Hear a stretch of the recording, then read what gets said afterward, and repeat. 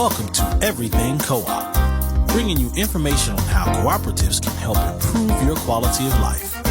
This show is being sponsored by the National Co-op Bank, NCB. The NCB is dedicated to strengthening communities nationwide for the delivery of banking and financial services for the nation's cooperatives, their members, and other socially responsible organizations. For more information on the power of community ownership, visit ncb.coop. That's ncb.coop. Now stay tuned for your host, Vernon Oakes. Good morning, everybody. This is Vernon Oakes. Welcome to Everything Co-op. This is the beginning of Black History Month. This is our first show in Black History Month, and the theme this year is Black Resistance, where we resisted racism and oppression in all forms, especially racial terrorism of lynching, racial police killings, since we arrived on these shores. So we resisted in all kinds of different ways, whether that's through sports, through education, through faith-based organizations, through the medical professions, every way we can, politically, educationally, religious, we've resisted, and that we've had leaders that have helped in this resistance. And today we're talking to one of those leaders, Reverend Reginald G. Flynn, known also as Reggie. Good morning, Dr. Flynn. Good morning, Brother Oakes. How are you today? I am great. And you? I'm doing well. I'm doing good. Thank you. Okay, on this program, should I call you Reverend, Pastor, Dr. Flynn, or just Reggie? What should I call you? Reggie is fine with me. Reggie. All right, Reggie it is. I like Reggie. Okay. So you grew up in Flint, Michigan, and that's where you are now? No, I'm not there now, but I grew up in Flint, Michigan, and I returned after serving the United States Navy and then going on to college, doing undergraduate studies, University of South Carolina, and my postdoctoral studies, and then returned to my hometown, and I pastored there 15 years before just recently retiring a couple months ago. Fantastic with that pastoring, shepherding folks, and then retiring. And so, where are you now? The work continues. The work I'm continues. in South Carolina.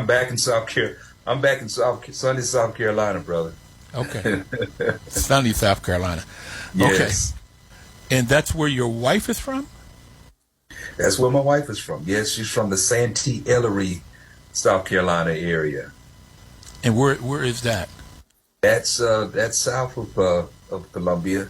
It's what I call the country. It's near South Carolina State University and Claflin University, in that area. Okay, all right. Yeah. So I like South Carolina. I've even driven down there and looked at some of the islands and seeing if the Geechee and Gullah folk, and trying to see if I might want to move down there too for the weather and a great culture. And the great culture, yes. We spend considerable time in Charleston and in Charleston area for that very purpose. And the food is good. No, if you like seafood, that's good. No, not you. Oh, I love it. The seafood, St. Helena, I'm joking, but St. Helena Island is where I was looking to see if to buy something down there and maybe move, particularly maybe 3 acres or 4 acres and do a little gardening or farming or whatever. But anyway, that's kind of like in the future. But you had started the North Flint Reinvestment Corporation. Are you still involved in that, or did you retire from that too? No, I did not retire from that. I'm actually the founder and CEO of North Flint Reinvestment, and so I still serve in that role and that purpose of really sparking and institutionalizing economic development in North Flint, where I grew up as a boy. And so I'm back and forth, Flint to South Carolina. In fact, from Flint to Columbia, South Carolina. In fact, next week I'll be back in Flint, checking on the progress of one of our projects. That's a a $13 million grocery store food cooperative that is finally coming into fruition after 8 years of planning. So we're excited about that. So $13 million food co-op, 8 years of planning, and how many members do you have already? You haven't started, you haven't opened the doors. We haven't opened the doors yet, but we're about 95% complete with construction, and so we have close to 1,000 members at this point. And 8 years, did you do any training of those members in that 8 years? Absolutely. We've got more training to do, but our initial advisory board residents, I've traveled with several folks, and they've accompanied me to training sessions, more specifically the FCI Food Cooperative Initiatives training sessions for startups, and we've had consultants come in and conduct training. So, yeah, we are in a what I like to refer to as an ongoing learning mode for those who are member owners of a food cooperative. Ongoing learning mode. Okay. Yeah, they can't think they're too old to learn. So I share that at our monthly planning meetings every month. Is that you all must make yourselves available, and you must be open to learning. And so I expect them to learn, and we continue to learn about the food cooperative principles. I encourage them to read, and I'm always talking about reading persons such as Dr. Claude Anderson, Marcus Garvey, Dr. Gordon Nimrod, that Collective Courage book, phenomenal book on cooperatives, the history of Black cooperative economic thought and practices. So, yeah, it's a learning, and I continue to learn. So I'm expecting our member owners to continue to learn. So this fifth principle of cooperation is education, training, and information, and that's what attracted me to co-ops in the first place. Was I was watching everyday people get the knowledge they needed to run a business. They didn't go to an MBA program or get into some management kind of a program, except that they are in a management program when they're learning how to do co-ops, particularly those board members. Absolutely. And in Dr. Jessica Gordon Nimhard's book, Collective Courage, she said that is the heartbeat of a co-op is its education. That's why I went there first.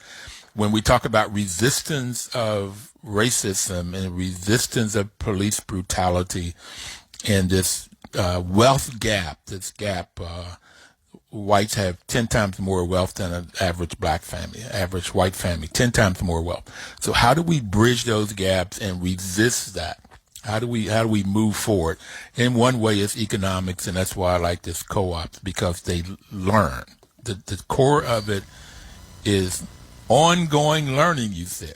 And that's what Jessica Gordon Nimhard said, that they were learning bees. They always met even after it gets started, always meeting and always learning. And whenever there was an issue, you go into intense learning about that issue, whatever that might be. So yeah, that's the heartbeat of co-ops, and that's why I went there. Absolutely. So you said you're continuing to learn, but you got a doctorate. You don't need it. You're at the height of. You don't need to learn nothing, do you? The doctorate that only represents the fact that I'm disciplined. Okay, I have tenacity. But let me tell you, brother, when my first pastorate was at Beulah Baptist Church in Greenwood, South Carolina. Church probably about 60 people, and I will say after these many years of pastoring that I learned to pastor not through seminary. Okay, I earned my doctorate degree, but I learned from the folks that occupied the church, those pews, those elderly mothers of the church. That's who taught me. So yeah, that's who taught me how to pastor. Those are the folks. But I mean, learning. I like what you said about the principles of co-ops, particularly as it relates to education. And it's just so critical, it's essential. And it's lifelong learning that is important for those of us, really all of us, but particularly those of us that are in the co-op movement.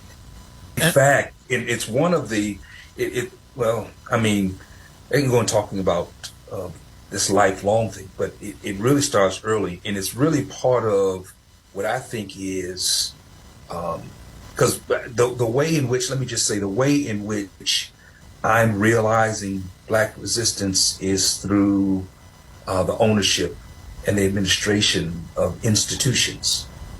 And one of those institutions, when we talk about resistance, one of the things I realized as a school founder is the importance of early learning centers in schools. And so it's really at that point early on in my ministry where I saw the miseducation of Negroes, Dr. Carter G. Woodson.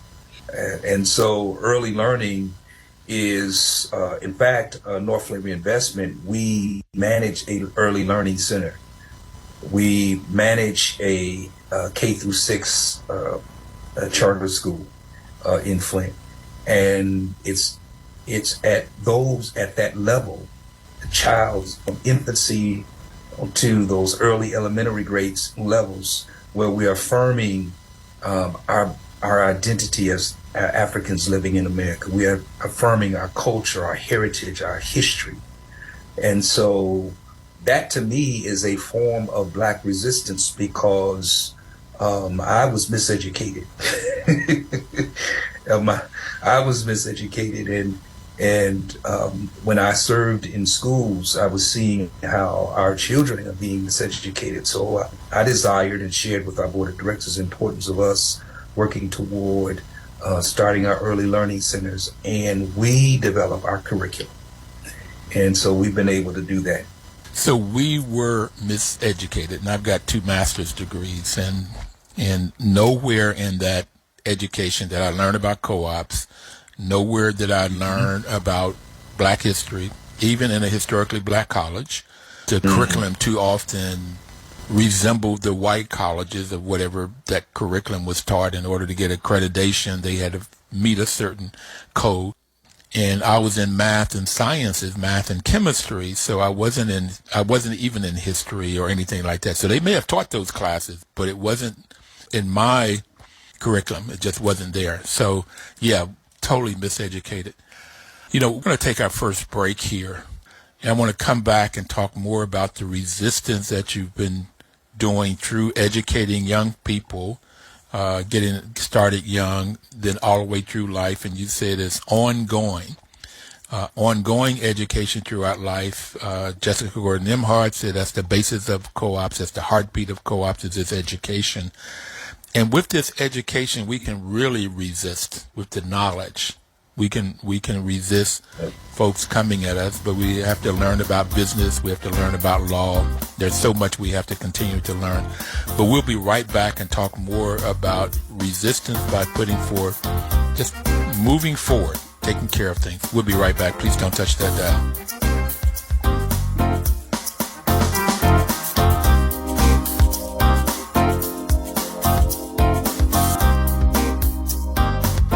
Welcome back, everybody. This is Vernon Oakes. The program is Everything Co-op. Dr. Flynn is our guest. He is working out of Flint, Michigan, but he's moved back to South Carolina. I don't know if his wife kidnapped him, took him back to her home, because his home was Flint.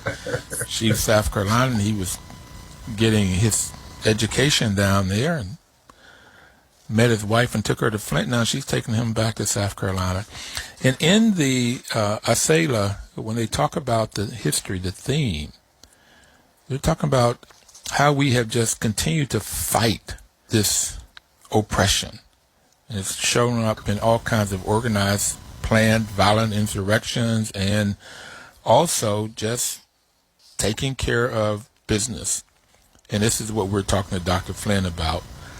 So, Dr. Flynn, in your North Flint Reinvestment Corporation, you talked already about the importance of ongoing education, and I call it just-in-time education. Is why I like it. Is you're teaching people that about the food co-op. You're teaching them how to manage the food co-op, what they'll need to do in managing that as they step into, and you all open it. You're 95% complete in your construction of your food co-op.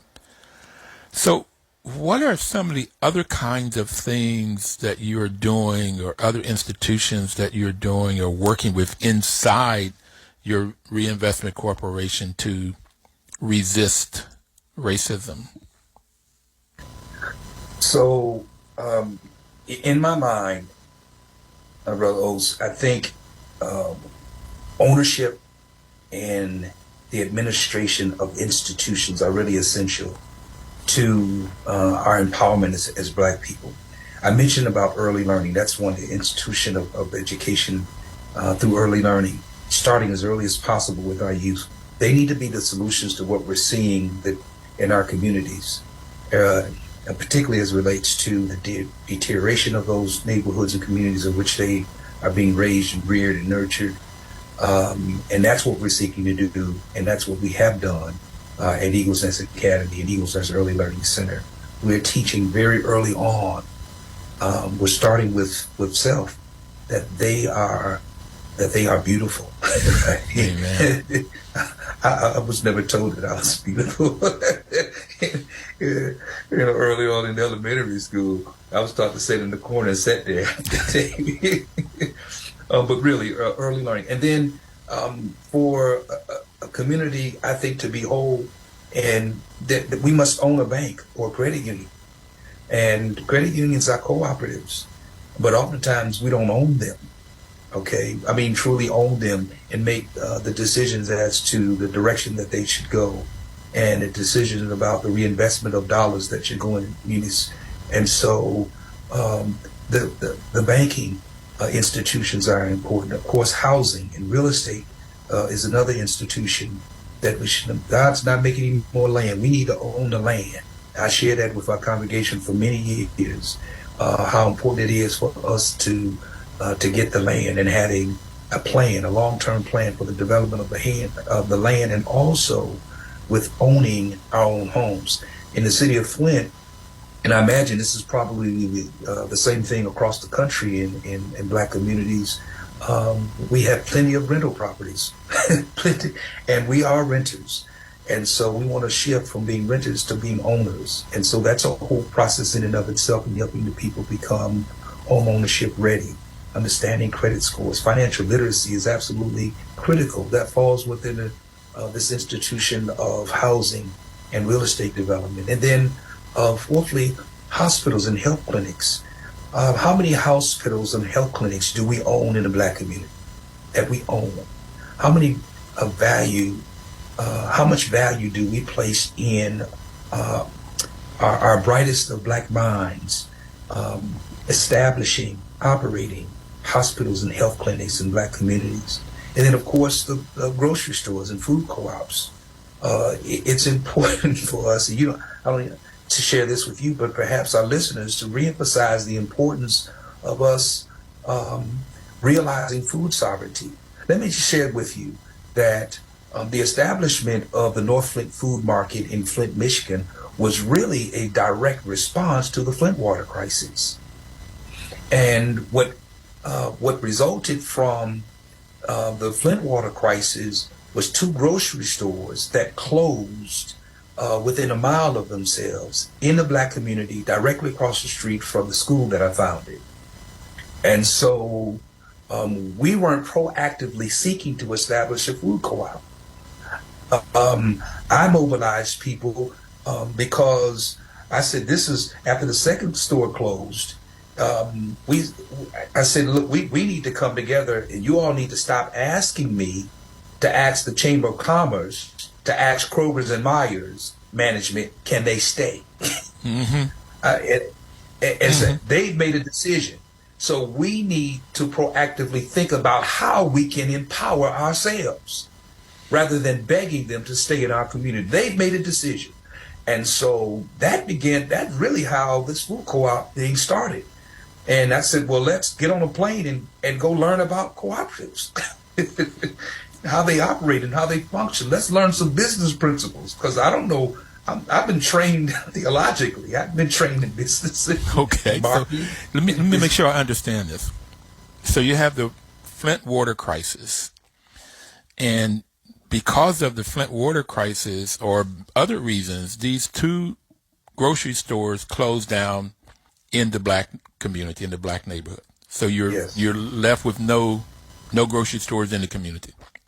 Absolutely none, with the exception of Family Dollar, Dollar General, and all these other. Like I said, you don't have any food stores in the community. You can go buy sugar products, sugary stuff. No access to healthy foods. At a cheap price, but no access to real food apartheid or food desert, real definition in Flint. So you've got lead in your water coming through the pipes in your house, and now you cannot get any nutritional foods. And the lead is in our bodies. Yes. Don't forget that this was a criminal act. And I still get ticked. I can't focus on it too much because I went to jail over this, man. Yeah, I went to jail over this. But anyway, I won't go into that. That's good trouble? Yeah, I got in good trouble. Real good trouble. Okay. So now you have the neighborhood, the people in the neighborhood coming to you as a leader, as a pastor, saying, would you please go to the white folks at the chamber and beg them that these white stores will stay in our neighborhood and provide food for us. We want to give them our money so they can provide food for us, and they are leaving our neighborhood. You just summed it up, brother. And then when I went to some of the neighborhood groups, a couple of the groups said, we don't need to start a grocery store. There's already a grocery store in the neighborhood. It's owned, managed, and operated by Chaldean family who don't live in the community and don't reinvest in the community. And they told me that we don't need to open a grocery store because they operate one. Yes. Yeah. And they operate one. They have a business in the community and they extract, which is what the capitalistic model does. It was big in West Virginia. They came in and took out the coal, took out the timber, took people's lives, and left broken mountains and broken people. They extract. And so that's what this family is doing in Flint. They're bringing in groceries, yeah, but now they have no competition. They probably raised the prices a bit on you. And absolutely, they raised the price. They took full advantage, and they still are.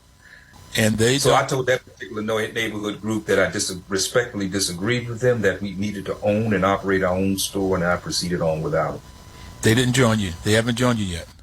They have not joined me. No, they have not joined our group.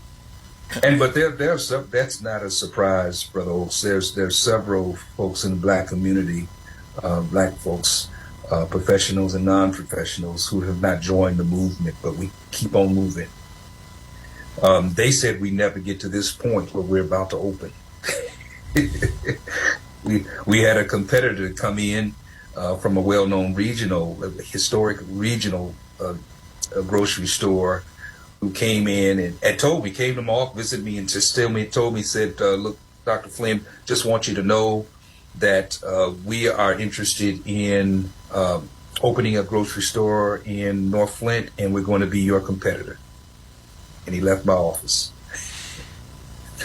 He lasted about 3 months. His store lasted about 3 months. Oh, he did open? He did open, and he thought that would impede our efforts, hinder our efforts, stop our efforts, cease our efforts. And he proceeded to move on. He was able to mobilize some black clergy to get behind him to support his effort. This is a white male, by the way. And they opened and closed in 3 months. I don't want to say good on air, but yeah, it's great. Okay.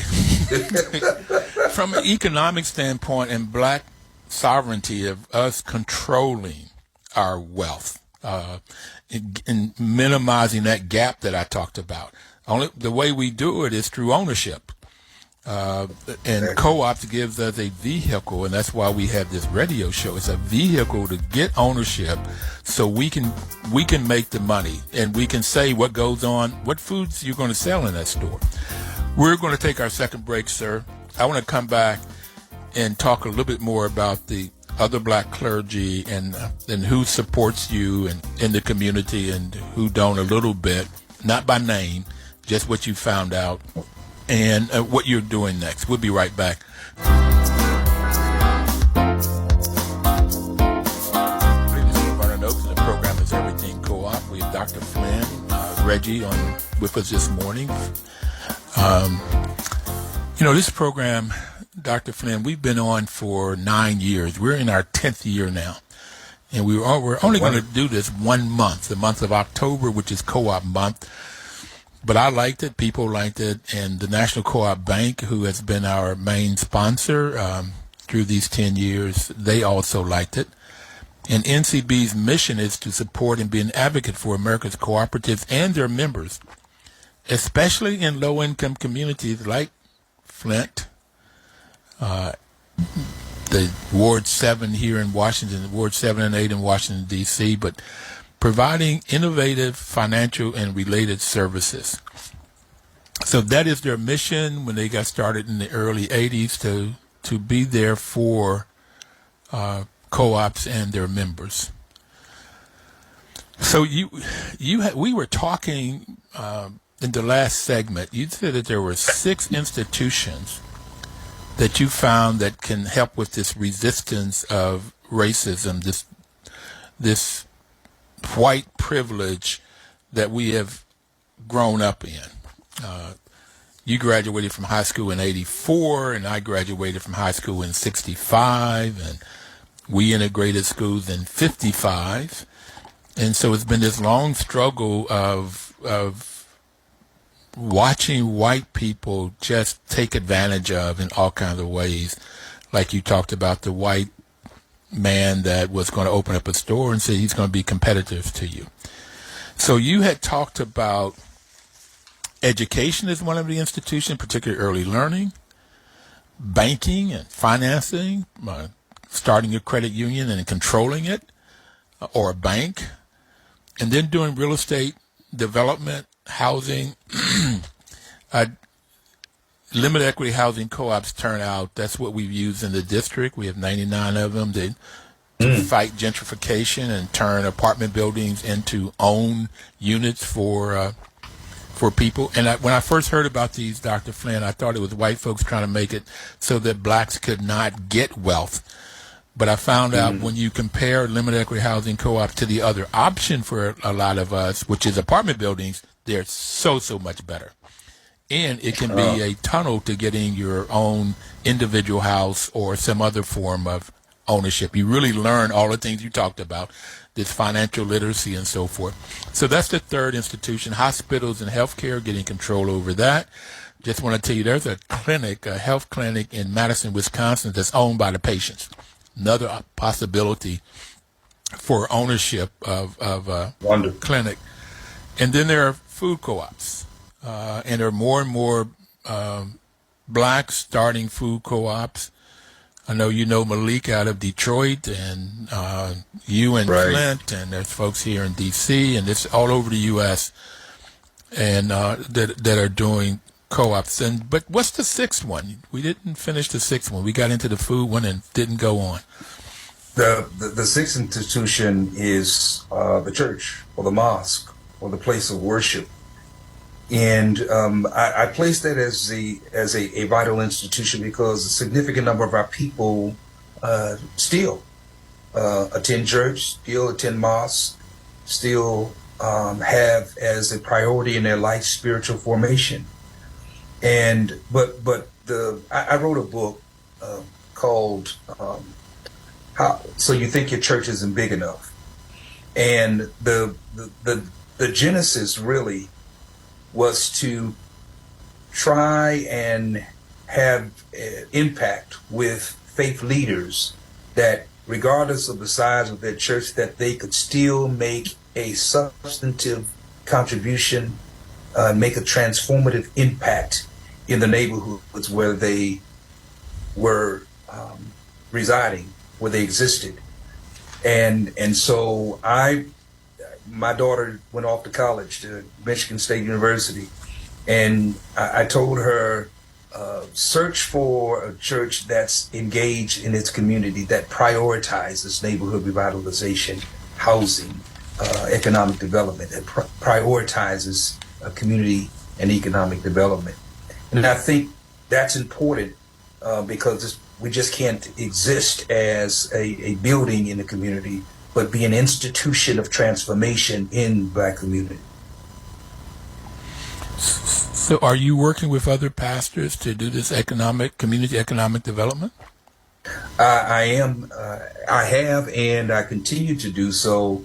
In fact, I added three. I added three, or I didn't add, but in our initial formation of our advisory board for the food co-op, 3 pastors are on that board. And so I'm working with pastors locally in the city of Flint. I'd like to have more. I do know that we have roughly about 45 churches that are member owners in the co-op. Oh, the churches are member owners? Yeah. The churches, you have individual membership, which is at $250. People can be on a payment plan for their initial investment, at one-time initial investment, and then faith-based organizations, churches, businesses, and organizations come in at $500. Okay. So that's within Flint. Yes. What about outside of Flint? Are you working with any other church leaders? I have not. No, I have not done so. Now, since people are learning of my retirement and they're learning about the progress of this food co-op, now I'm getting speaking engagements from some faith leaders. Back right up the street here in Charlotte, I'll be going to visit a pastor and share with him what we've done. And so he's looking to replicate what we've done in the Charlotte area. So, and I've got a couple of other calls from folks that are affiliated with churches throughout the country. So I got a feeling that I'm not going to be retired very long. Well, and that's fine because the work continues whether I'm serving as a pastor or not. So I think I'm right when I say the Bible talks about retirement as just doing something different. Okay, so it's not sitting down. Certainly not. Folks are not going to let you, and I couldn't even see you sitting down. But I've been talking to a pastor at Ebenezer Baptist Church in Atlanta, and he wants to get into this food sovereignty. There was a food sovereignty webinar, and I'm trying to think of this pastor's name. It's Keith. I don't think it was Keith Davis. I'll look it up at the next break. Who's out of Camden, New Jersey, who's doing a lot of work in food sovereignty. He was in this webinar talking about it. And I've talked to a pastor in Oakland, California. So it's like how to get more pastors or groups of pastors in this to understand co-ops and understand food co-ops or education. And the pastor, I really want to get this pastor's name out of Camden because they're doing it with education. But in STEM education is what caught my attention because that's what I taught was math and sciences. But they're using STEM, and he called it agriculture STEM, teaching them the not only the economics but the scientific of what's going on in agriculture from a science perspective. So yeah, that's just a lot more. And the reason for this radio show is to get people to understand about co-ops and how they can benefit and how we can resist with community development using this cooperative model. So you've got education, you got an early childhood and a pre-K education in your system. You've got the food co-op. What else are you doing You started any real estate or development in Flint? What else are you doing? Yeah, well, we've on a small scale, but we're looking at the next phases. What we thought, because we wanted to build confidence in what we were doing through North Flint, particularly as relates to the establishment of the food co-op. And so the next phase, once we get the store, we get it going on the right track, we're looking at the next phase being the credit union, and hopefully building on the membership base of the co-op to continue that progress and that momentum when establishing our own credit union. And it's interesting, when the month that I retired, a month after I retired, the only bank in that corridor of where a school and a food co-op is, the bank closes. Huntington Bank. It closes. and it was like deja vu. I get a call. I was actually in South Carolina, and did you hear the news, Dr. Flynn? They're closing Huntington Bank. About a couple of hours after that, the regional director calls me to inform me. I said, well, folks have already told me. And he said, well, I'm getting an onslaught of calls. And it was like deja vu, because what happened is that folks called me and said, what can we do to protest and encourage them to stay? And I said, I'm not going to do that. I said, I've already heard from one of the regional directors, and the decision has already been made by corporate. They are closing. So what y'all going to do? Did they say whether they were losing money or not, or just they didn't want to be in that? Said it was not a profitable site. It wasn't profitable. And there have been people who've been doing banking with them for years, banking with Huntington Bank in that area for years. So the fortunate thing, Brother Oaks, is that the church where I pastored, the founder established a credit union. His name was Dr. Avery Aldridge. Established a credit union through the church in 1968. Yep. 1968. Now, that was one of the reasons why I applied for that pastorate, because that told me quite a bit about that church, to establish a credit union. We know what was happening in 1968. So the forward thinking, the progressive kind of thinking attracted me. And now when I got there, it was unfortunately close to closure, and it ultimately did close.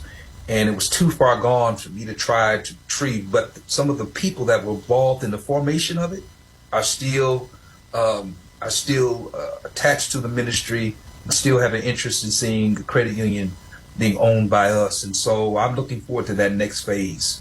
And the credit union is going to be adjacent. We purchased the property. You asked about real estate. That was our next step too. I mentioned about the importance of acquiring real estate. We acquired about 5 acres that's adjacent to the grocery store, where we intend to construct the credit union, along with a health clinic.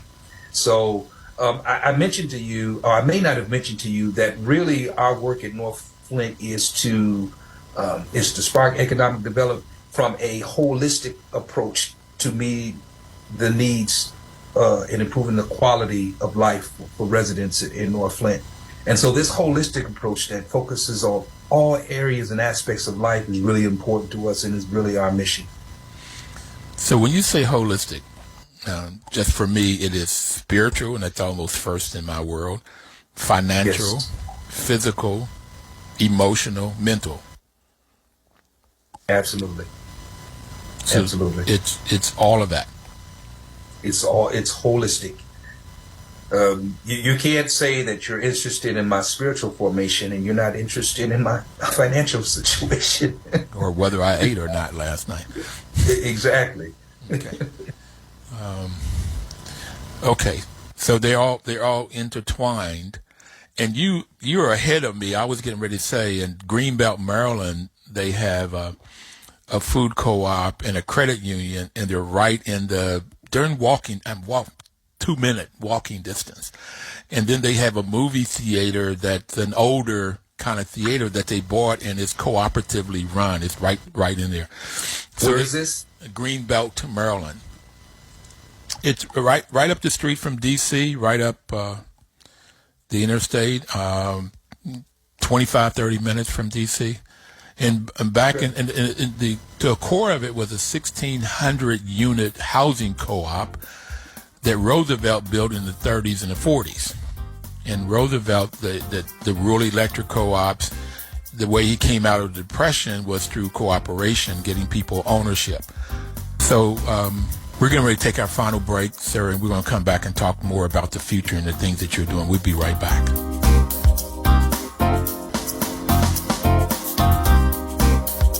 Welcome back, everybody. This is Vernon Oakes, and the program is Everything Cooperative, and we have Dr. Reginald Flynn with us this morning, who has been doing resistance work in Flint, Michigan, and we all know about Flint and the water crisis that they went through. And from that water crisis, they lost 2 grocery stores. And now Dr. Flynn and his ministry, even though he's retired, they're still working on creating a food co-op there. They're taking 8 years. They're 95% complete. They should be starting soon. And Dr. Flynn, I want to come up when you all open up if I can. If I can figure out the time, I'd love to come up and be with you when you do your open house. Wonderful. And he's working with education, both the folks inside of the food co-op, but also young people, getting them early to understand that they're beautiful and with physical beauty and minds, and about their culture. So, sir, you mentioned these 6 institutions, and it looks like you're working through them. What's on your plate next? I mean, you've got the early learning going on. You have bought 5 acres of land to put on a credit union and a clinic. So that's some real estate, housing, food co-op, and particularly interested in this faith community. You got 40 to 45 different churches that's part of the food co-op. But how to engage more pastors, particularly if they can get their congregations involved in this community economic development, along with the spiritual piece? Yeah, so for us right now as an organization is the sustainability of what we've created. And so what I've discovered is a major challenge for us. You just can't, open up a credit union and help clean the food co-op, right? I mentioned to you earlier that our competitor opened and closed within 3 months. Mm-hmm. Well, why is that? He didn't intend to fail, right? And so I as I watched and observed, there were, I think, various factors, and one of which I think that he didn't have community buy-in. So I see as essential to our work is sustainability. And that sustainability, what's going to be critical to our sustainability is our capacity. And so as a CEO, I'm looking at how I can build capacity of the organization so that we can be sustainable. And that means being able to employ people. Currently, I employ over 45 people in these institutions that we've created. And I want to build on that.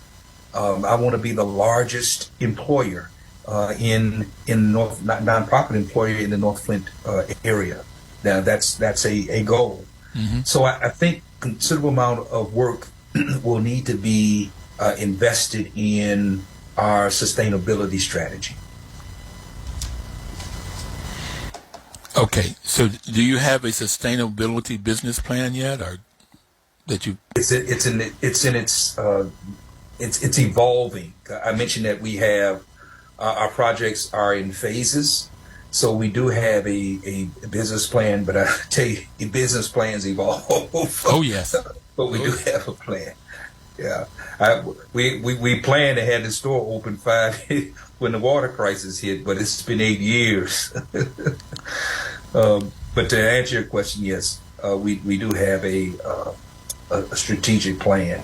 But also, Brother Oakes, one of the things that we're doing, that I'm going to be doing also, is really looking at how we can mobilize more of the faith community, because there's power in the hands of people, and so I'm shooting at mobilizing leaders, educating leaders, to get them to see that ministry is more than learning New Testament, Old Testament, exegesis and eisegesis, but to being relevant to their communities.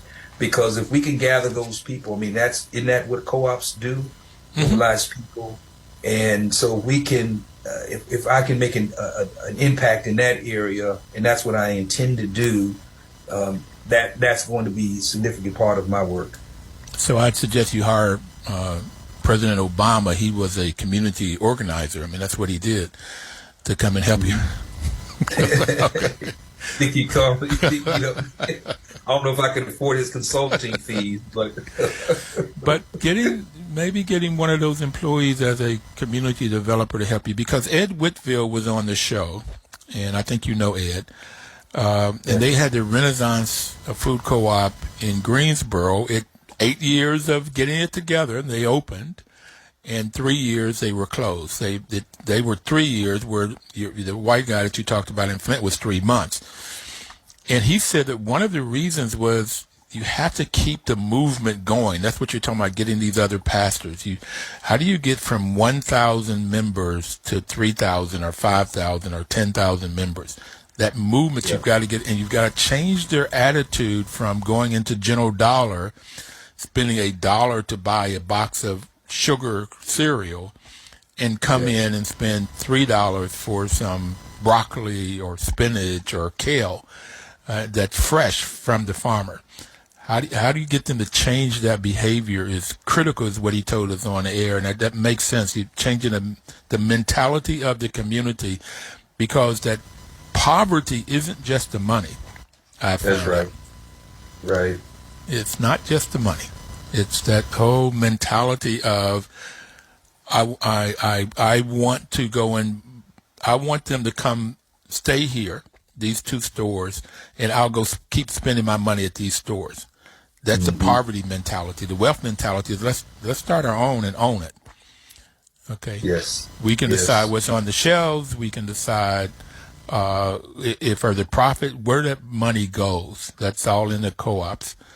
I think it's the second principle. It's money in, that's the $250 or $500. And if there's profit, or when there's profit, not if, when there's profit, that board and membership decide what happens to that profit. How much goes back to the members, how much goes to the community, and how much stays in the business to keep it to grow. Yeah. Yeah. And Brother Oaks, who was that you referred to that you interviewed recently about Renaissance? Oh, it was Ed Whitfield. I thought you may have known him from Up and Coming. He's pretty big, and he's been working with the downtown Crenshaw folks in L.A., but he gets around, and he also had a fund where he was financing co-ops out of either North Carolina or South Carolina. I think home is North Carolina for him. But Ed would be a great guy for you to know. Yeah. I'll connect with you offline so I can reach out to him. But the pastor I wanted to talk to you about was Keith Davis. I did have his name correct. And he's the president and CEO of the Camden Dream Centers Technology Training School in Camden, New Jersey. So his education is his main focus, and out of that education, they're creating co-ops and training about co-ops, and particularly around food sovereignty. So I think that's another brother to talk. There's so many people here, but I'm trying to get you hooked up to these other pastors, because I think that's one of the ways, and Asala has also talked about that, is our whole education, spiritual base, that a lot of growth and resistance have come out of the churches and the synagogues. Exactly. So how do we, when we start talking about, okay, that's resisting oppression, but how do we move forward in this community economic development? And pastors can play a tremendous role in that, and that's why I like you, my brother. Well, thank you. Thank you. So you're working on some things in the future, and we only have a few more minutes on this show today. Tell us, what do you see, Or what would you like to leave people with? What bits of knowledge would you like to leave people with? For me, this is it's more than about economics. This is really interconnected with my spiritual formation, and what we're doing is an outcome of what I consider to be a biblical mandate. So I mentioned to you how on my radar screen is to reach more faith leaders, and they reach their parishioners or their followers, and ultimately make a larger impact. So there are multiple scriptures as I use as the biblical foundation for our work, but one that really stands out to me that I want to leave you with, that I think is really compelling. And when I wake up in the morning, I think about this. And it really is a picture of God's vision of community. And it's found in Isaiah, the 65th chapter. And it's verses 21 and 22. Two very short verses, but so very powerful. But it's, in my mind, God's vision of community. It says, you got 30 seconds. Tell us what God says. And they shall build houses and inhabit them, and they shall plant vineyards and eat of the fruit of them. They shall not build and another inhabit. They shall not plant and another eat. For as the days of a tree are the days of my people, and my elect shall long enjoy the work of their hands. Amen, brother. Amen. That's empowerment. I'm going to put that on my wall. Thank you, everybody. Thank you out there. We'll be back next Thursday. Please live cooperatively.